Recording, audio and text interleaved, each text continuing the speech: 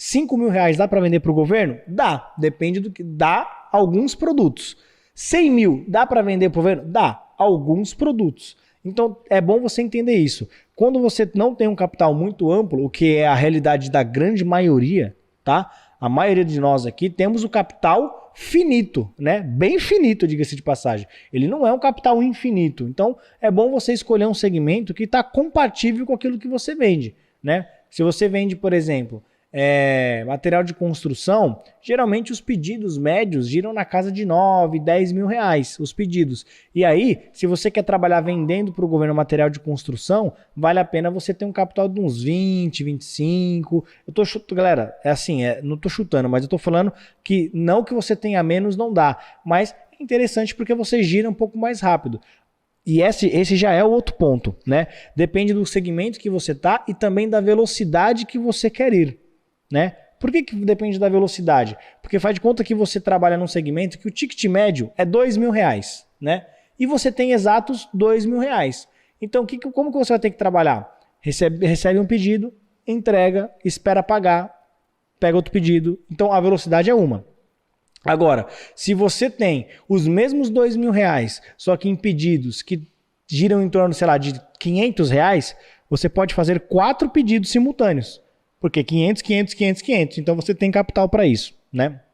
Então é muito importante você entender que o capital que você vai começar, ele vai te ajudar a o quê? A escolher um segmento dentro da sua realidade e também a velocidade com que você vai dentro desse segmento.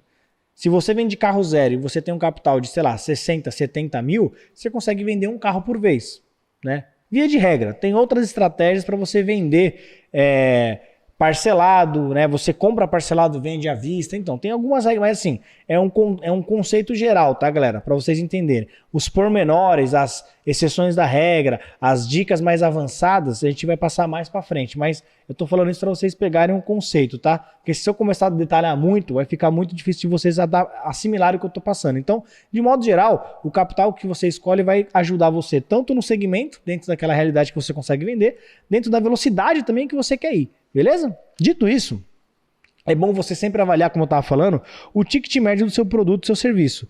E aí, eu coloquei aqui o seguinte, ticket médio baixo requer um capital baixo, né? Se você está vendendo, o exemplo que eu dei na aula de ontem, prego, que é baratinho, você, claro, não precisa vender também 3, 4 pregos, acho que vende até por quilo isso, não precisa vender 1 quilo de prego, mas você vai conseguir vender bastante, porque ele é barato. Agora, se você for vender coisas muito altas, como uma obra de engenharia, como eu estava falando, ou um carro zero, e aí você vai precisar de um capital maior, beleza? Então, isso aqui é só para vocês assimilarem melhor. Essa parte, acho que ficou bem clara, né?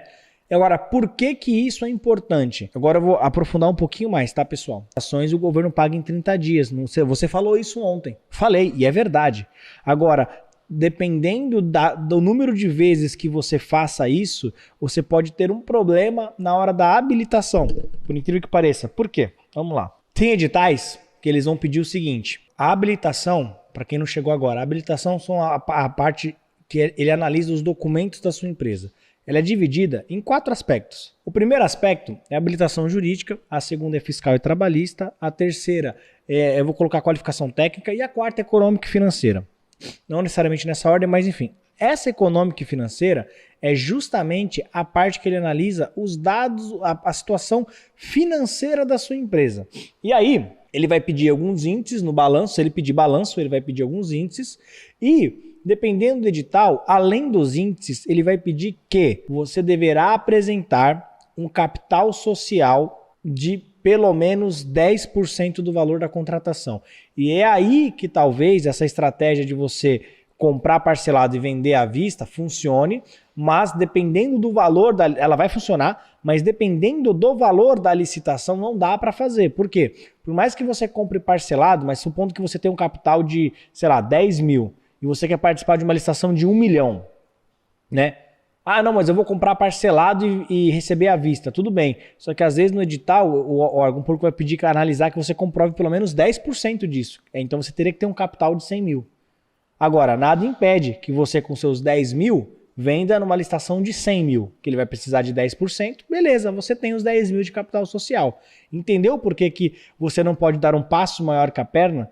Porque dependendo do edital, na própria habilitação, ele vai solicitar que você comprove uma capacidade de 10%. Por quê? É justamente para você não trabalhar muito alavancado, que a gente chama, né? Você trabalhar sem ter capital nenhum, confiando de que vai tudo dar certo, porque eventualmente pode acontecer algum probleminha, né?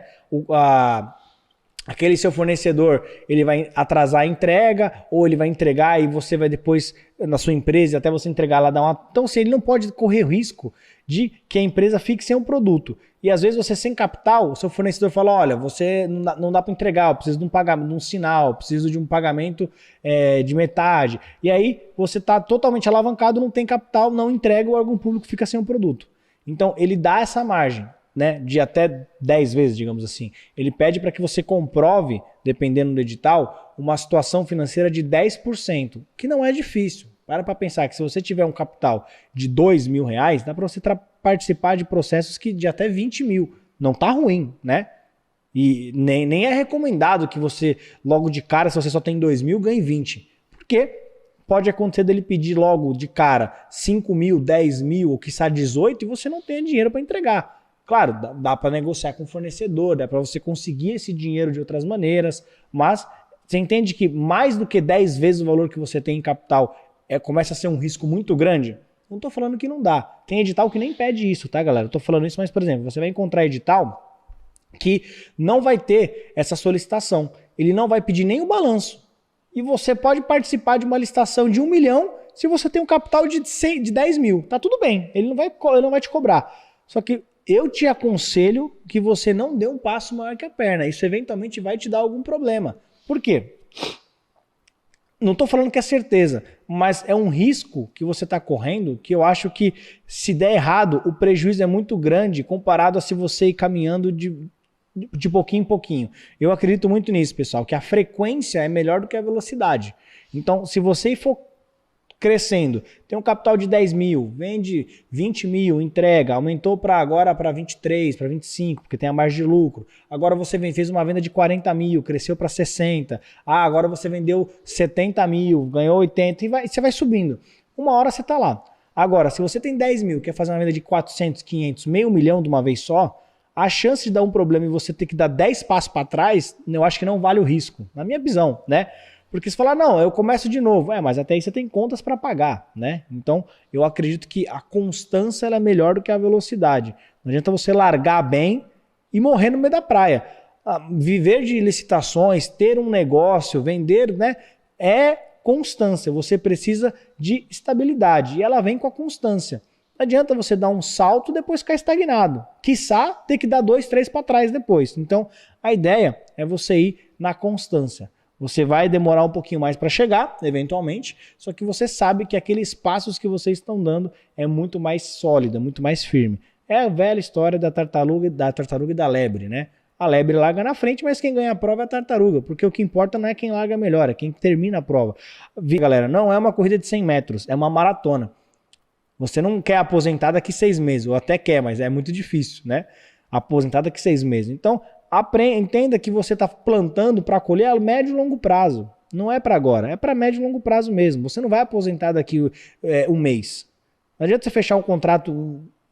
Pode acontecer, tá, galera? Mas eu não vendo a exceção da regra como regra. Tá? Eu não falo para você, olha, vai acontecer isso. Eu não falo que a exceção é regra. Pode acontecer de você ganhar um contrato de 10 milhões e ficar milionário e querer aposentar? Pode. A chance é quase igual você ganhar na Mega Sena. Mas pode acontecer, alguém ganha. Então, assim, a regra é regra, exceção é exceção. Eu não trato a exceção como regra. Então, a regra é você vai vender, vai crescer a sua empresa, vai vindo aos poucos, aumentando a sua margem, daqui a pouco você está lá. Então, o capital que você vai ter, independente de quanto você comece, ele vai ser importante e ele vai ditar duas coisas. O segmento, como eu falei, e a velocidade. Você vai indo e vai crescendo, vai montando, vai empurrando essa bola de neve aí, ela vai crescendo, crescendo, crescendo. Vai chegar uma hora que você vai estar girando aí na sua empresa 200 mil, 300 mil todo mês. Claro, girando, né? Aí você tem a sua margem de lucro, que você vai tirar aí, sei lá, 20% sobre isso, você vai tirar 15% limpo, sei lá, 25%, depende do seu produto, depende dos contratos que você vender. Então, quanto mais você for vendendo, mais você vai aumentando essa bola. E aí é uma escolha que você vai fazer em dado momento, que é quanto mais eu retiro do lucro da empresa para o meu bolso, menos a minha empresa cresce. Quanto maior for o dinheiro que eu deixo na empresa, mais ela cresce. Claro, qual que é o meio termo? Você que sabe. Você tem suas contas para pagar também. Não dá para deixar todo o dinheiro que você ganha na empresa, senão você não paga a conta. Você tem conta para pagar, você tem gastos, não adianta. Você tem que ter uma retirada. Agora, quanto mais você deixa e mais você vai empurrando a bola de neve, mais ela cresce. Vai chegar um momento que você vai falar, não, agora eu vou priorizar por crescer mais devagar e ter um conforto melhor. Quando que é esse momento? Não sei. O quão que é bom para você? Aí você vai ter que decidir, mas o fato é que você começa impulsionando essa empresa e no começo você vai na velocidade do seu capital. Não sou hipócrita em falar que você que tem R$1.000 de capital vai na mesma velocidade que alguém que tem 100 mil, é óbvio que não, né? Se você tem R$1.000 de capital e alguém tem 100 mil de capital, a velocidade de ambos será diferente, mas não tem o que você possa fazer. O mais importante é você entender que é uma luta, é uma corrida sua contra você mesmo. O que importa que alguém tem mais que você ou que alguém tem menos? O que importa é o seu. Se preocupe com o seu, porque você trabalhando, o seu dinheiro vai aumentar, o seu capital vai vir. Se o cara tem mais, bom para ele. Alguém trabalhou, ele tem condições de fazer isso, tá tudo bem. Não sofra por isso, tá? Preocupe-se com o seu. A gente sempre tem o hábito de olhar para cima e ficar frustrado. Pô, mas você já parou para pensar que tem alguém que lá embaixo tá pior que você? Então, não pensa por esse lado, beleza?